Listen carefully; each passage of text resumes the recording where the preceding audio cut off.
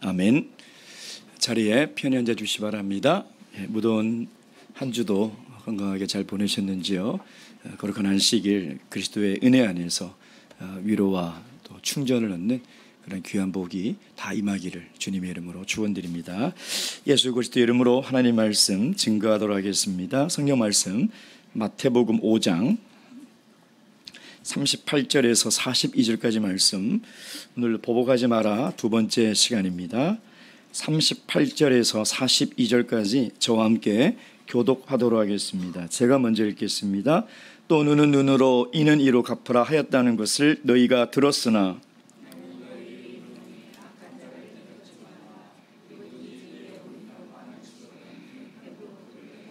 또 너를 송사하여 속옷을 가지고자 하는 자에게 겉옷까지도 가지게 하며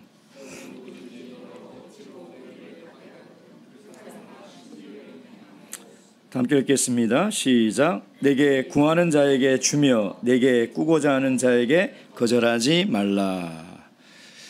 저번 시간에 오늘 본문의 이 말씀 이어서 나오는 말씀이 산상수훈의 최고봉이다라고 말씀을 드렸습니다. 악한 자에게도 선하게 대하라. 나아가서는 원수까지도 사랑하라. 이것은 우리 인간의 본성을 거스리는 말씀이죠. 그러니 우리 신앙생활함에 있어서 가장 도전이 되는 말씀이고 또 피하고 싶은 말씀이기도 하며 중요한 것은 이것이 기독교의 핵심이라는 것입니다. 그래서 더욱더 우리는 이 말씀을 붙들고 성령의 능력을 구하지 않으면 이 말씀은 우리의 삶과 전혀 상관이 없는 기독교의 본질이 무엇인지도 모른 채 기독교 신자로서 살아가는 그런 현실을 우리가 맞이할 수밖에 없다는 것입니다. 그래서 이 본문의 말씀을 유대인들은 어떻게 해석했다고 그랬습니까? 출애굽기 레위기와 신명기의 말씀처럼 정말 눈에는 눈, 이에는 이, 즉 동해보복법, 그 같은 것을 그대로 가는 법으로 이해를 했다는 것입니다. 사실 하나님은 이 법을 주신 것은 한 대를 맞았으면 한 대 이상 때리지 마라, 두 대 때리지 마라, 즉 사실은 보복을 금지하는 법이었죠. 그래서 유대인들은 이것을 개인적으로 확장해서 보복할 수 있는 권리로 해석을 했다는 것입니다.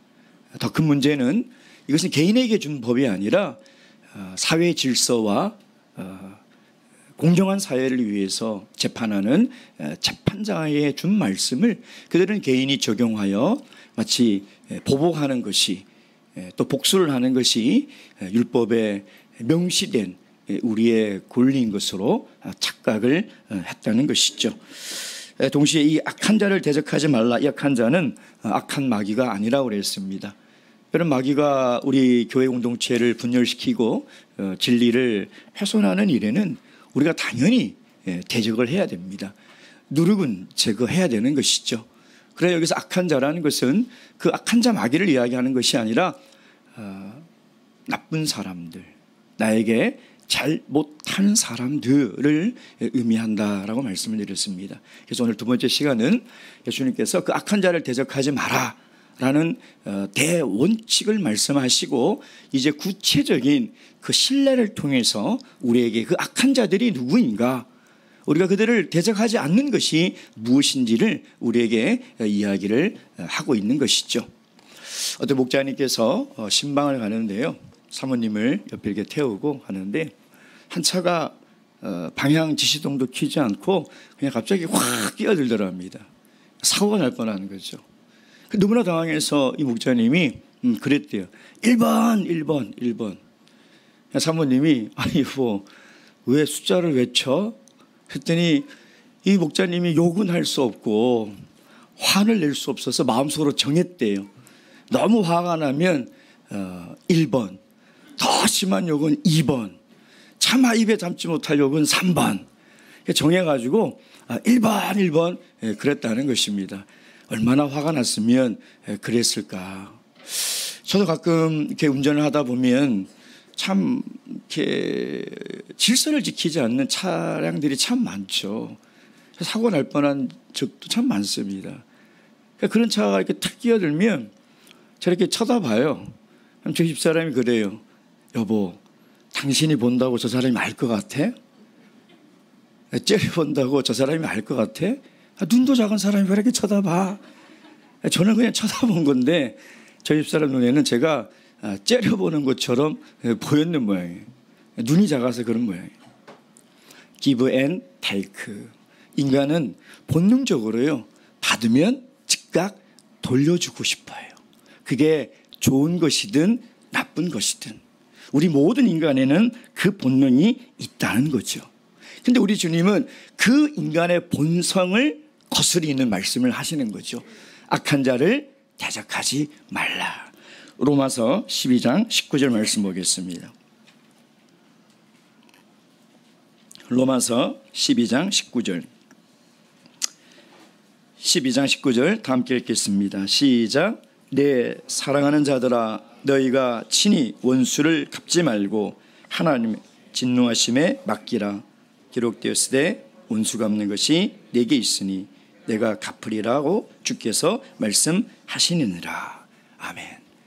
이런 이유로 악한 자를 대적하지 말라고 하는 것입니다. 저도 이 산상수훈의 최고봉이라고 하는 이 말씀을 준비하고 묵상하면서 스스로에게 물어봤어요. 나는 과연 이 말씀을 설교할 자격이 있나? 없더라고요. 아무리 생각해도 이 말씀을 설교할 자격이 없는 것입니다. 너무 괴로웠어요. 그래서 이 말씀을 붙들고 한참을 씨름하다가 깨달은 것이 뭐냐면, 하나님 말씀을 설교한다고 해서 말씀대로 사라지는 것은 아니구나. 하나님 말씀을 묵상하고 연구한다고 해서 하나님 말씀대로 살아가는 것은 아니구나. 그래서 오늘도 우리는 이 말씀을 붙들고 하나님의 긍휼하심과 성령의 도우심을 구할 수밖에 없는 것이죠.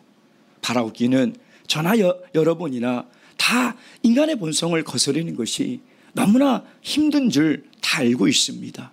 그럼에도 불구하고 주님께서 도와주셔야지만이, 성령이 도와주셔야지만이 이 말씀을 깨닫고 이 말씀을 조금이라도 우리 삶에 실천하며 살아갈 수 있지 않겠습니까? 오늘도 주님께서 그런 우리 모든 성도님들의 마음속에 긍휼을 주시고 성령의 능력을 주시기를 주님의 이름으로 축원드립니다. 자, 이제 구체적인 그 악한 사람들을 보도록 하겠습니다. 39절 말씀 다 함께 읽겠습니다. 시작. 나는 너에게 이르노니 악한 자를 대적하지 말라. 누구든지 내 오른뺨을 치거든 왼편도 돌로 대며. 오른뺨을 치는 사람이죠. 여기서 친다는 말을 찾아보니까 굉장히 세게 때린다는 표현이더라고요.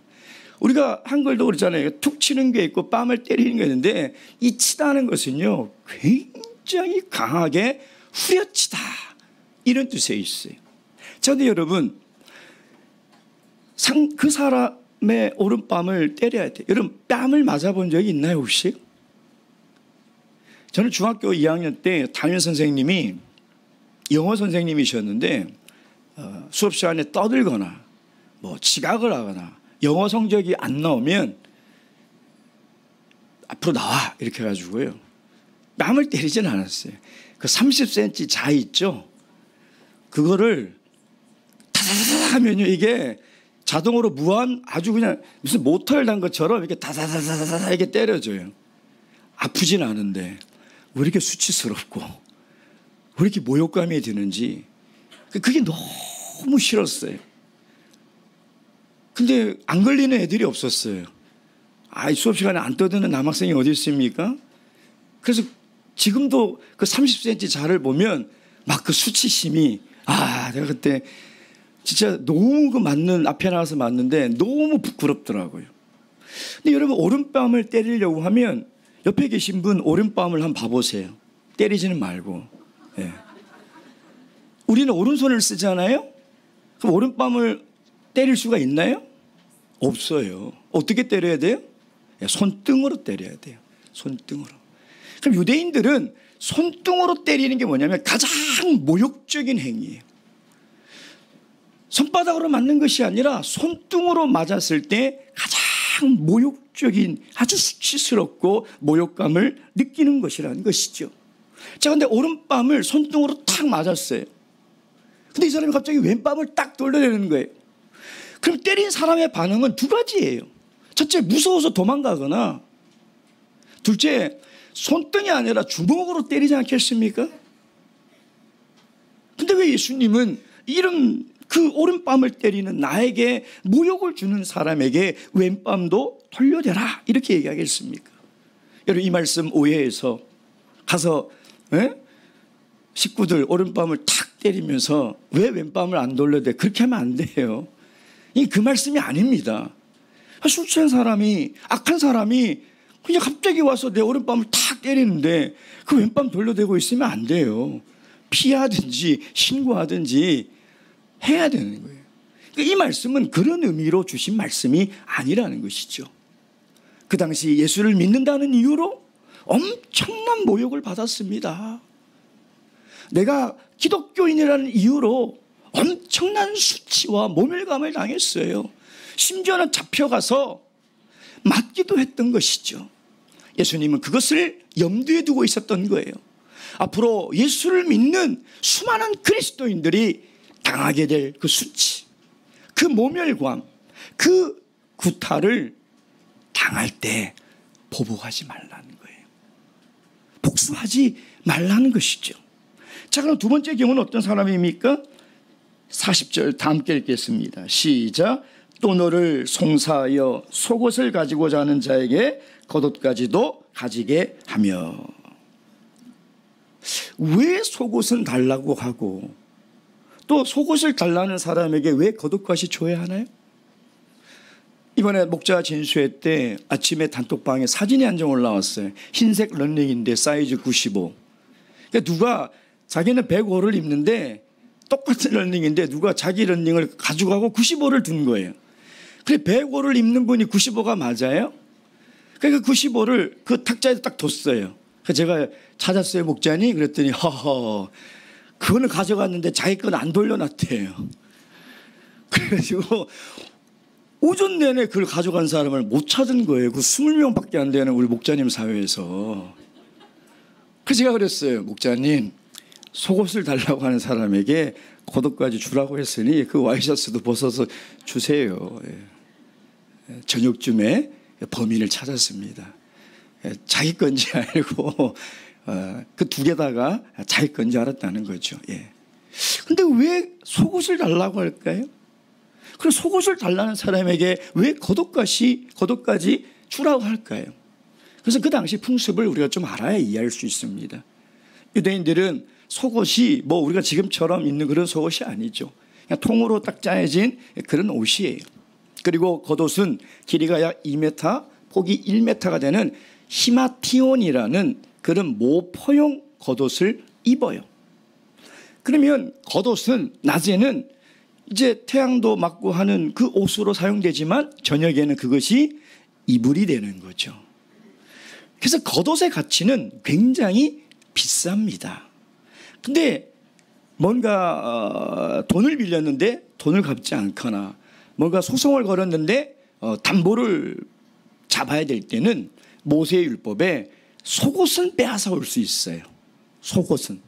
근데 겉옷은 빼앗아 오면 안 돼요. 출애굽기 22장 26절 27절. 출애굽기 22장 26절 27절 제가 읽겠습니다. 내가 만일 이웃의 옷을 전당 잡거든 해가 지기 전에 그에게 돌려보내라. 그것이 유일한 옷이라. 그것이 그의 알몸을 가릴 옷인즉 그가 무엇을 입고 자겠느냐. 그가 내게 부르짖으면 내가 드리느니 나는 자비로운 자임이니라. 그래서 유대인에게 속옷은 가장 기본적인 재산권이에요. 그리고 겉옷은 자기가 지킬 수 있는 재산이라는 거죠. 기본적인 의무라는 것입니다. 즉 이 말은 뭐냐면 그리스도인들은 그런 자기가 법적으로 취할 수 있는 그 권리마저도 포기할 줄 알아야 된다는 거예요. 권리를 자꾸 내세우기보다는 그것을 포기할 줄 알아야 된다는 것이죠. 자기 것에 대해서. 자, 세 번째 사람은 어떤 사람이냐? 41절 말씀 보겠습니다. 41절 다 함께 읽겠습니다. 시작. 또 누구든지 너로 억지로 오리를 가게 하거든 그 사람과 심리를 동행하고. 고대에는 오리를 가게 하는 풍습이 있었어요. 그게 페르시아 말에서 유래된 건데요. 앙갈리오라는 이 단어가 있어요. 이 앙갈리오라는 말은 뭐냐면 강제로 가게 하다, 징집하다, 이런 뜻이에요. 그래서 고대 국가는 일반 서민들에게 무슨 국가가 운반해야 될 짐이나 공문이나 이런 것들이 있으면 그냥 일반인들을 징집을 해요. 그래서 그것을 지게 하는 거죠. 가지고 가라. 그러니 당시 이 유대 나라는 로마 제국의 식민지였죠. 그러니 이 법이 그대로 적용이 되는 거예요. 예수님이 십자가를 지시고 올라가시다가 그 길을 다 올라가지 못하고 쓰러졌을 때 로마 군인이 누구를 징집합니까? 구레네 사람 시몬을 징집하는 거예요. 왜? 그 법이 있어요. 그래서 국가가 너 나와 해서 짐을 지우면 오리를 반드시 가야 돼요. 그게 규정이 되어 있는 거죠. 근데 예수님이 뭐냐면 국가가 정한 그 규정을 넘어서 심리까지 가라는 거예요. 심리까지. 이거는 국가가 자신에게 무리한 요구를 할 때 그보다 더해서 하라는 그 말씀인 것이죠. 자, 네 번째 사람은 어떤 사람입니까? 다 함께 읽겠습니다. 42절 시작. 내게 구하는 자에게 주며 내게 구하는 자에게 거절하지 말라. 이 말씀도 문자 그대로 해석하면 어떻게 돼요? 다 돈 빌려달라고 할 거 아니에요. 그 돈 필요한 사람이 이 구절 들이대면서 집사님 주세요. 그럼 어떻게 할까? 그 말씀이 아니에요. 네. 돈을 빌려다가 하는 사람에게 다 빌려주라는 얘기가 아닙니다. 꾸고자 하는 자에게 주어라. 이 말은 나의 도움이 필요한 누군가가 있다면 거절하거나 외면하지 말고 도와주라는 거예요. 그것이 시간이든 그것이 물질이든 그것이 무엇이든 간에 손해본다는 생각하지 말고 내 이익을 위해서 도와주지 말고 그냥 도와주라는 거예요. 어쩌면 이 네 번째의 이 유형은 첫 번째, 두 번째, 세 번째를 다 연결하는 결론과도 같은 것이죠. 신체적인 것, 내 권리적인 것, 또 법으로 정한 것에 넘어가는 그 모든 것들에 대해서 다 도와주라 라고 이야기하고 있는 것이죠. 자, 그렇다면 이것을 우리가 어떻게 실천하며 살아갈 수 있을까? 이게 이제 우리의 과제 아니겠습니까? 먼저 우리가 잊지 말아야 할 것은 이 산상수훈의 말씀은 하나님의 백성들에게 주신 말씀이라는 거예요. 즉 자연인, 세상인, 물과 성령으로 거듭나지 않은 세상 사람들은 이 말씀을 절대 지킬 수 없어요. 절대 지킬 수 없다는 거예요. 그러면 그리스도인들은 이 말씀을 지킬 수 있다는 거예요. 제가 저번에 시간에도 말씀드렸지만 이 믿음이 먼저 반드시 있어야 되는 거예요. 여러분, 다른 편으로 돌려대라. 이 말씀은 내가 오른밤을 맞았을 때 나도 오른밤을 때리고 싶고 모욕과 수치를 당했을 때 나도 대적하고 싶은 그 본성이 다 있다니까요. 근데 그럴 때 왼밤을 딱 돌려댄다는 건 뭐냐면 그 본성을 억제하라는 거예요. 여러분, 내가 한 대 맞았을 때 왼밤을 돌려댈 수 있는 그 마음이 있다면 내 마음에서 우러나는 보복하고 싶은 그 마음을 컨트롤할 수 있다는 거예요. 그 얘기를 하고 있는 것이죠. 또한 속옷을 달라는 자에게 겉옷까지 주며 오리를 가자고 하는 자에게 심리도 가라. 나에게 있는 권리, 그건 자존심을 얘기하는 거거든요. 자존심. 그것까지도 다 내려놓으라는, 최소한의 권리, 최소한의 자존심도 내려놓으라는 것이죠. 꾸고자 하는 것, 이것을 문자적으로 기계적으로 해석하는 것이 아니라 이것은 우리 모든 인간이 가지고 있는 본성, 내 것이라고 생각하는 것이죠. 우리 그리스도인들도 그래요. 아니 내 거 내 마음대로 쓰는데 이게 뭐가 죄입니까? 죄라는 거예요. 내 것이 어디 있습니까? 내 것이 어디 있냐 이 말이에요. 내 것은 없어요. 근데 우리는 자꾸 내 것을 내 마음대로 쓰는데 그게 뭐가 죄냐라는 그런 본성이 있다는 거예요. 그 내어주라는 거예요. 그 구워주고 도와주라는 것이죠. 내가 내 것을 내 것이라고 손에 들고 있는 사람들에게 지금 예수님은 하고 있는 말씀이에요. 요한일서 3장 17절 18절 말씀 보겠습니다. 요한일서 3장 17절 18절 말씀.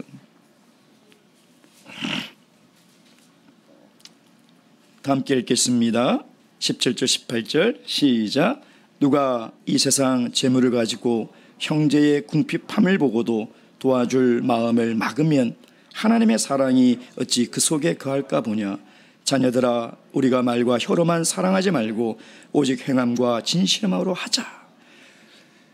초대교회에도 신앙 공동체 안에서도요, 자기 것을 자기 것이라고 생각하며 손에 움켜쥐고 도움이 필요한 형제자매를 보고도 도와주고자 하는 마음이 생기지 않고 내 것을 내가 쓰는데 그게 무슨 죄야 라고 하는 사람들이 있었다는 것이죠. 그런 사람들에게 어떻게 하나님의 사랑이 있느냐는 거예요. 그런 사람들에게 어떻게 하나님 안에 머문다고 할 수 있느냐는 것이죠. 그래서 이 말씀은 우리의 본성을 거스리는, 우리 본성의 가장 강력한 욕구인 내 것을 소유하려고 하고 내 자존심을 상하게 하는 것에 대한 그 말씀을 우리에게 하고 있는 것이죠. 여러분, 이 주님의 이 산상수훈의 말씀을 우리가 어떻게 지킬 수 있겠습니까? 이건 다시 태어나지 않으면 절대 지킬 수 없는 주님의 말씀이에요. 그래서 우리가 세례를 받았다는 의미는요, 죄사함을 받은 것은 맞죠. 그러나 죄사함을 받아서 어떤 존재가 됐는지가 더 중요한 거예요. 내가 죄사함의 결과로 내가 어떤 존재가 되었냐는 거예요. 새로운 사람이 되는 거예요. 내 본성을 가진 옛사람은 죽은 것이죠. 우리가 성령을 받은 것은 하나님의 영이 내 안에 거한 것이지만 그 거함으로 말미암아 내가 어떤 사람이 됐느냐, 내 육체의 소욕을 누르고 성령의 소욕을 쫓아갈 수 있는 사람이 되었다는 것이에요. 그래서 물과 성령으로 거듭났다는 것은 우리가 새롭게 태어났다는 거예요. 그래서 주님은 물과 성령으로 새롭게 태어난 그리스도인들은 이 말씀을 지킬 수 있다는 거예요. 이 말씀을 지키며 살아가야 한다는 것이죠. 여러분, 구약에 하나님으로부터 율법을 받은 시대에는요, 다 율법의 통제를 받으며 살아갔어요. 근데 그 율법이 우리의 본성을 통제할 수 있습니까? 하나님의 율법을 자의로 해석하고 복수할 수 있는 권리로 해석해서 그것이 뭐가 잘못이냐고 하는 그 인간의 본성을 통제할 수 없어요. 하나님의 말씀은요, 우리가 아무리 하나님 말씀을 읽고 듣는다고 하더라도 이 말씀대로 우리가 어떻게 살아갈 수 있냐 이 말이에요. 내 본성이 훨씬 강한데, 그래서 하나님의 성령을 주신 거예요. 구약의 율법의 시대에는 율법이 우리 인간의 죄를 다스리고 인간의 본성을 다스렸지만 그거 실패했다는 거예요. 그래서 예수 그리스도가 이 땅에 오셔서 십자가를 지심으로 말미암아 그 죄의 문제를 해결하시고 우리에게 성령을 보내셔서 이제는 우리가 율법 아래 살아가는 존재가 아니라 성령의 법 안에 살아가는 존재가 되었다는 것이죠. 로마서 8장 2절에서 10절 말씀. 로마서 8장 2절에서 10절인데 제가 두 절만 읽겠습니다.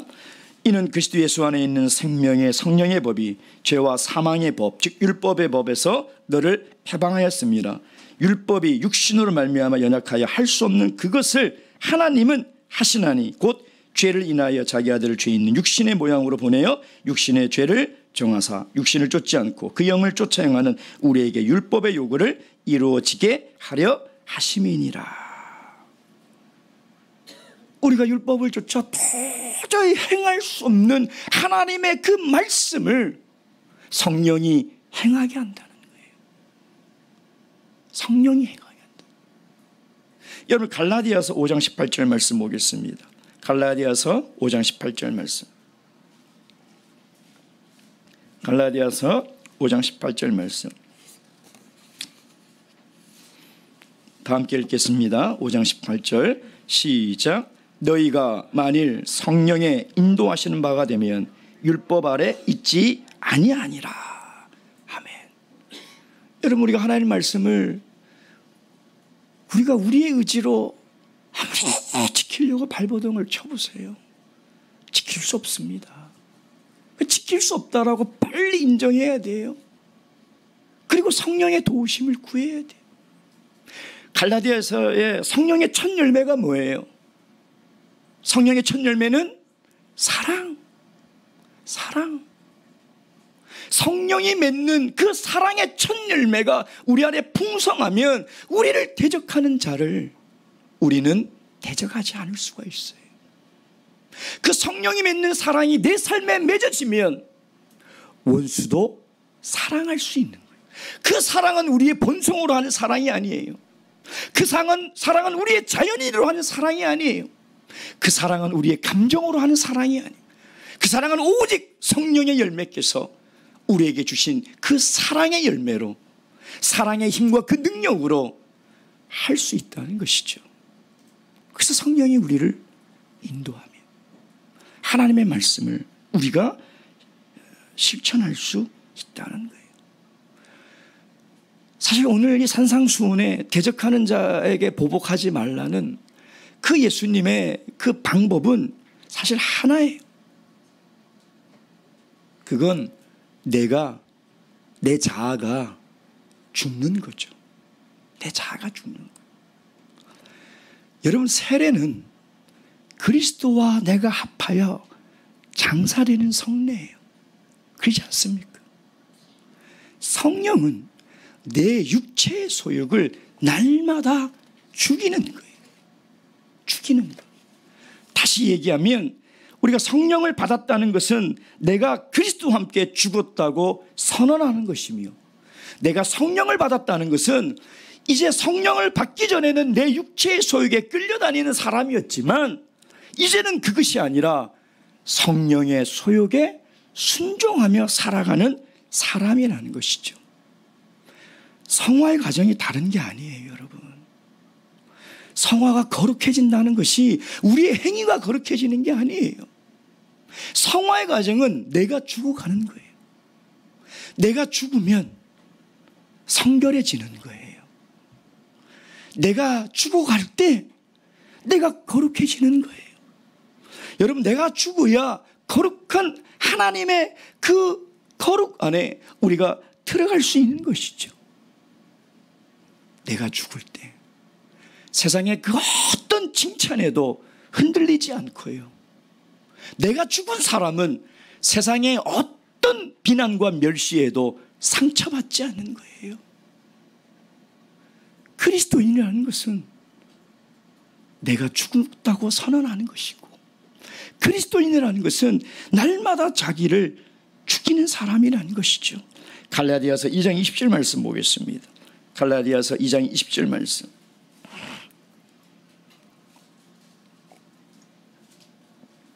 갈라디아서 2장 20절 말씀 다 함께 읽겠습니다. 시작. 내가 그리스도와 함께 십자가에 못 박혔나니 그런즉 이제는 내가 사는 것이 아니요 오직 내 안에 그리스도께서 사시는 것이라. 이제 내가 육체 가운데 사는 것은 나를 사랑하사 나를 위하여 자신을 버리신 하나님의 아들을 믿는 믿음 안에서 사는 것이라. 아멘. 사랑하는 성도 여러분, 누군가가 나를 공격하고 비난하고 자존심 상하게 할 때 왜 내 마음이 흔들립니까? 왜 내 마음이 불쾌합니까? 정의를 위해서 그렇습니까? 대의를 위해서 그렇습니까? 아닙니다. 자존심 때문에 그래요. 내가 살아있기 때문에 그래요. 여러분 잘 생각해 보세요. 내가 수치를 당하고 내 권리를 누군가가 빼앗아가려고 할 때 내가 왜 이렇게 보복하려고 하고 왜 이렇게 대적하려고 합니까? 아직 내 자아가 살아있기 때문에, 아직 내 옛 자아가 죽지 않고 살아있기 때문에 내 마음이 자꾸 흔들리는 거예요. 바울 사도가 고린도전서 13장에 나는 날마다 죽노라고 고백하는 그 이유가 뭐예요? 왜 날마다 죽어야 될까요? 날마다 내가 살아나기 때문인 거예요. 자고 일어나면 내 육체의 소욕이 또 살아나고 내 옛사람이 또 살아나고 자꾸 살아나기 때문에 우리 날마다 나를 죽이면서 살아가는 거예요. 그것이 성화의 과정이에요. 그것이 성결의 길이며 그것이 거룩한 그리스도인의 삶의 길이라는 것이죠. 여러분, 거룩은 절대 행위로 이루어지는 것이 아니에요. 내가 내 자아가 죽지 않고 하는 모든 거룩한 척하는 행위는 하나님 앞에 오히려 더 가증한 것이에요. 생각을 해보세요. 내가 엄연히 살아있으면서 하나님 앞에 거룩한 어떤 행동도 그것이 거룩해질 수 있겠냐 이 말이에요. 그것은 비극이에요. 그것은 저주예요. 우리가 정말 내 안에 있는 나를 죽일 때만이 그리스도가 내 안에서 사시고 내 자아가 날마다 없어질 때만이 하나님의 거룩에 참여할 수 있다는 것이죠. 오늘 예수님께서 구체적으로 드릴 이 예를 드는 이 네 가지의 모든 말씀, 이 말씀을 실천할 수 있는 핵심은 내가 날마다 죽어야 돼. 내가 없으면 누가 나를 멸시한들 그게 뭐가 그렇게 상처가 되겠습니까? 내 것을 빼앗아간들 뭐가 그렇게 아까운 생각이 들 거며 내가 남을 도운들 무슨 그게 손해본다는 생각이 들 수 있겠냐 이 말이에요. 여러분 그것이 그리스도인의 삶이라는 거예요. 그것이 기독교의 핵심이라는 것입니다. 빌립보서 2장 6절 7절 말씀 보겠습니다. 빌립보서 2장 6절 7절. 빌립보서 2장 6절 7절 말씀. 다 함께 읽겠습니다. 시작. 그는 근본 하나님의 본체시나 하나님과 동등됨을 취할 것으로 여기지 아니하시고 오히려 자기를 비워 종의 형체를 가져 사람들과 같이 되었고, 예수님은요 하나님의 권리를 포기하셨어요. 하나님이시면서 하나님이 될 수 있는 권리를 다 포기하셨어요. 자기를 비웠다는 것은 자기를 죽였다는 거예요. 왜? 우리를 위해서. 하나님이면서 하나님의 권리를 포기하시고 하나님이면서 자신을 죽이는 그분이 바로 우리 예수 그리스도라는 거예요. 그래서 그 예수 그리스도는 십자가에서 이 네 가지의 모든 말씀을, 본인이 한 그 말씀을 다 실천하시는 것이죠. 침뱉음을 당하고 뺨을 맞고 옷을 다 빼앗기우고 생명까지도 다 내어주면서 그 마음에는 대적하는 마음이 아니라 오히려 하나님께 긍휼과 자비와 용서를 구하는 삶을 살아갔다는 것입니다. 그래서 우리는 주님께서 주시는 이 산상수훈의 말씀을 비이성적이고 비현실적이다는 그런 생각으로 빠져나가서는 안 된다는 거예요. 예수님은 우리에게 이 말씀을 지키라고 말씀하시고 몸소 보여주신 것이죠. 베드로전서 2장 21절 23절 다 함께 읽겠습니다. 베드로전서 2장 21절 21절만 읽겠습니다.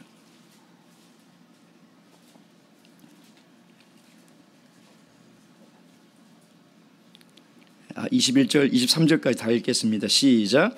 이를 위하여 너희가 부르심을 입었으니 그리스도도 너희를 위하여 고난을 받으사 너희에게 본을 끼쳐 그 자취를 따라오게 하려 하셨느니라. 저는 죄를 범치 아니하시고 그 입에 괴사도 없으시며 욕을 받으시되 대신 욕하지 아니하시고 고난을 받으시되 위협하지 아니하시고 오직 공의로 심판하는 자에게 부탁하시며. 아멘. 그리스도인이 그냥 힘이 없어서 나약하게 피해자로 당하며 살아가라, 그 말씀이 아니에요. 내 자신을 다 비워서 내 것을 내 것이라고 주장하지 말고, 내 자존심 때문에 나에게 잘못하는 사람을 미워하고 보복하지 말라는 거예요. 썩은 나무는 찍으면 악취가 나지만 향나무는 찍으면 찍을수록 향기가 나는 거예요. 예수님은 우리가 우리 자신을 다 죽일 때 그리스도의 향기가 날 수 있다는 거예요. 여전히 내가 살아있는 사람 찍어보세요. 그 사람의 입에서 뭐가 나오는가? 그 사람의 행동에서 뭐가 나와? 아무리 오래 믿은 그리스도인도, 내가 여전히 살아있는 그리스도인은 찍으면 악취가 나는 거예요. 왜? 악취나는 내가 살아있기 때문에. 내가 죽어야 그리스도의 향기가 날 것 아니겠습니까? 사랑하는 성도 여러분, 예수님께서는 오늘 산상수훈의 이 말씀을 통해서 참된 그리스도인이라면 자신에 대해서 철저하게 죽어야 한다는 거예요. 날마다 내가 그리스도 안에서 죽을 때 내 안에 그리스도가 사셔서 이 말씀대로 살아갈 수 있다는 것이죠. 바라옵기는 날마다 죽으시고 날마다 그리스도가 사시는 그런 성도님 되시길 주님의 이름으로 축원드립니다. 묵도하시겠습니다. 할렐루야. 아멘. 찬양하시겠습니다. 찬송가 397장입니다.